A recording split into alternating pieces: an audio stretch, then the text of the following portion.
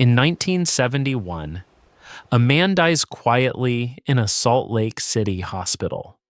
Almost completely unknown, he is not remembered in newspapers. No flags are lowered. No president calls his family. At that exact moment, 600 million people are watching television. Every single one of them is watching on a device this man invented before he turned 15 years old. His name is Philo Farnsworth. And the story of what was done to him is one of the most enraging in all of American business history. The Idaho farm. It is 1919. Philo Farnsworth is 12 years old, and he lives on a farm in Rigby, Idaho, without electricity. In the attic of that farmhouse, he finds a box of science magazines left by the previous owners. He reads every one. He rewires the farmhouse himself. He fixes a broken generator that no adult on the property can repair. He is not a prodigy in the way that word is usually used. All tricks and no depth. He is something rarer. A boy who sees how things actually work. In 1920, Philo reads an article about television. The concept is simple: transmit moving images through the air, the way radio transmits sound. Every engineer working on the problem is using the same approach: a mechanical spinning disc, the Nipkow disc, to scan and reassemble images. The disc vibrates, it blurs, it cannot move fast enough to make the picture smooth. Everyone is stuck. It is 1921. In a chemistry class in Rigby, Idaho, 14-year-old Philo Farnsworth is staring out the window at a freshly plowed field. The furrows run left to right, one after the other, perfectly parallel, across the hillside. Something clicks inside his mind. What if you scanned an image the same way, line by line, using electrons instead of a spinning disk? Electrons have no moving parts. They travel at the speed of light. They cannot vibrate. They cannot blur. He has just invented the electronic television. He is 14 years old. He walks to his chemistry teacher's desk after class. He lays out the design, every circuit, every concept, in a series of hand-drawn diagrams. His teacher, Justin Tolman, stares at the drawings for a long time. He keeps a copy. That decision will save Philo Farnsworth's life 20 years later. The image dissector. By 1926, Philo Farnsworth is 19. He has found two investors in San Francisco, George Everson and Leslie Gorell, who give him $6,000. His lab is a rented loft on Green Street in San Francisco. The equipment is homemade. The budget is almost gone. For a year, nothing works. The image flickers, breaks apart, disappears.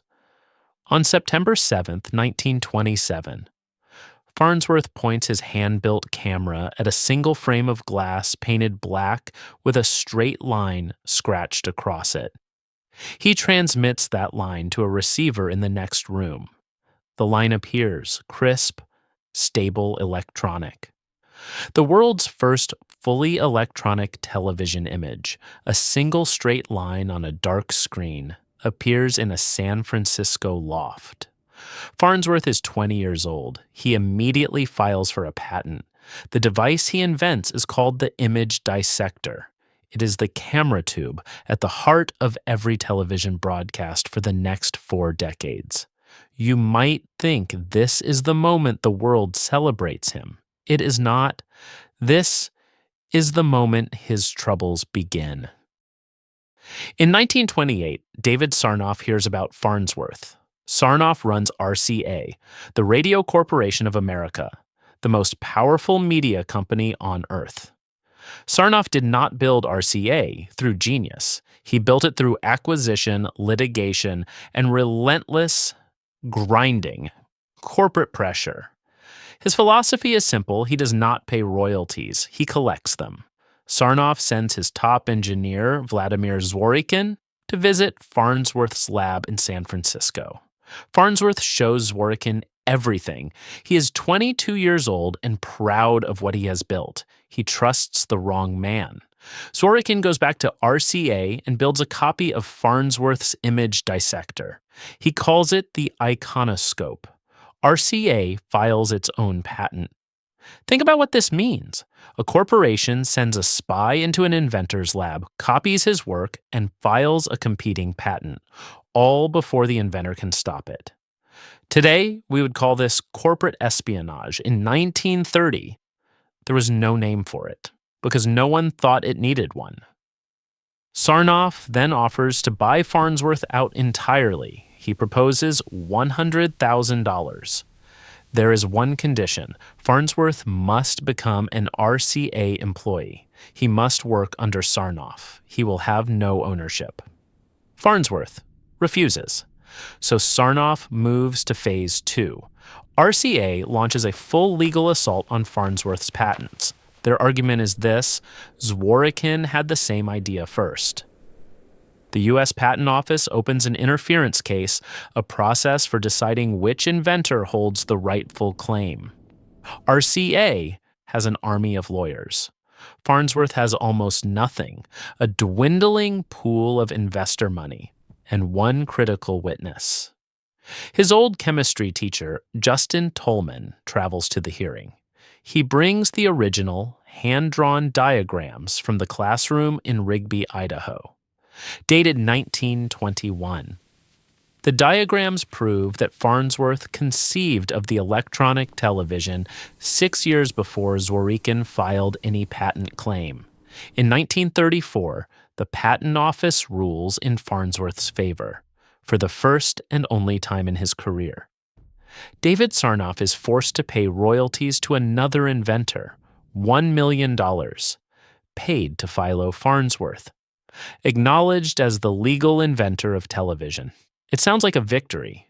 It is not over yet. Sarnoff's strategy shifts immediately. He cannot own the patent, so he will wait for it to expire. A U.S. patent in that era lasts 17 years from the date of filing. Farnsworth filed his core patents in 1927. That means his protection runs out in 1944. Sarnoff's plan is to delay commercial television long enough that Farnsworth can never profit from it. Now think about what this means for you today. Every time a big tech company stalls, litigates, and buries a smaller competitor in legal costs. This is the same playbook. The strategy has not changed in 90 years. Only the names have. Meanwhile, Farnsworth's lab needs money. He licenses his technology to smaller companies. He improves the image quality, the brightness, the resolution. By 1939, he has over 150 patents. His laboratory in Philadelphia is producing breakthroughs on an almost monthly basis. He demonstrates television publicly at the 1939 World's Fair in New York. Standing beside his booth is David Sarnoff, demonstrating his own television set built on Farnsworth's patents. The press photographs Sarnoff, not Farnsworth. Sarnoff smiles for the cameras. He has already won the narrative, even though he has not yet won the war. Then, in 1941, the United States enters the Second World War. The government freezes all commercial television broadcasting for the duration of the war. There will be no television sold. There will be no television industry. For Farnsworth, this is the end. Not a sudden collapse, a slow suffocation. His patents are ticking. 4 years of the war pass. When commercial broadcasting resumes in 1945, his core patents have less than 2 years left. The television industry he invented explodes. Sets sell by the millions. Advertisers pour money in. Broadcasting networks launch in city after city. Farnsworth watches every dollar of it flow past him. In 1947, his patents expire. From that moment on, every television manufacturer in America uses his technology for free. RCA alone earns more than $500 million in television revenue by 1950. Farnsworth earns nothing. He loses his lab. He loses his investors. His health deteriorates. Depression, heavy drinking, a series of breakdowns that his family watches helplessly. In 1957, Philo Farnsworth appears on the television game show I've Got a Secret. The panel must guess his secret identity. None of them can figure it out. The man who invented the device they are all sitting in front of is completely unknown. The host reveals it. The studio audience laughs politely, the way audiences laugh when something is mildly surprising, but not truly interesting to them. Farnsworth receives his prize, $80 and a carton of Winston cigarettes. Here is where the story gets complicated. Because Farnsworth is not simply a victim, he made choices that accelerated his own downfall. He refused Sarnoff's buyout when he had leverage. He ran his lab like a research institution rather than a business. He spent his final decades trying to solve nuclear fusion, a problem that defeated him as completely as television rewarded him. His wife, Pem, who worked beside him for 40 years, said he died with a fury he could never put down. He never forgave Sarnoff. He never forgave the war for stealing his years. But ask yourself this: was Farnsworth wrong to refuse Sarnoff's offer? He was right about the technology. He was right about the law. He was right that it was his invention. He was simply outweighted by a man with more money, more lawyers, and no conscience about using them. David Sarnoff, for his part, never acknowledged Farnsworth publicly. Not once. Not in any speech, any interview, any memoir. He referred to himself, until his death in 1971, the same year as Farnsworth, as the father of television. He believed his own story. In 1990, the United States Congress officially declared Philo Farnsworth the inventor of television. It took 19 years after his death for the country to say his name out loud. There are 3 lessons buried in this story. None of them comfortable. First, being right is not enough.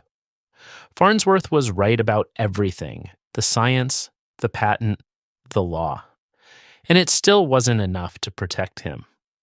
The patent system is designed to protect inventors, but it cannot protect you from a company that has enough money to litigate for decades, while your clock runs out. Second, the most dangerous moment for an inventor is right after the first win. Farnsworth beat RCA in court in 1934. That win gave him confidence and cost him urgency. He should have commercialized faster, cheaper, louder. He should have made television so synonymous with his name that no one could erase it. Instead, he went back to his lab because he was an inventor, not a businessman. And in the arena where the real war was being fought, that distinction cost him everything. Third, corporations can be patient in a way that individuals cannot. Sarnoff had no expiration date. Farnsworth's patents did. The next time a large company tells you litigation will take years, understand that this is not a warning. It is a strategy. In 1969, 2 years before his death, Philo Farnsworth watches the Apollo 11 lunar landing on live television. 600 million people watch with him. His son Kent is sitting beside him. After a long silence, Farnsworth turns and says, "This has made it all worthwhile." He means it. He is not performing. He is a man who built something that changed the world, and who simply needed, for one moment, to see it used. Philo Farnsworth didn't lose because he was wrong.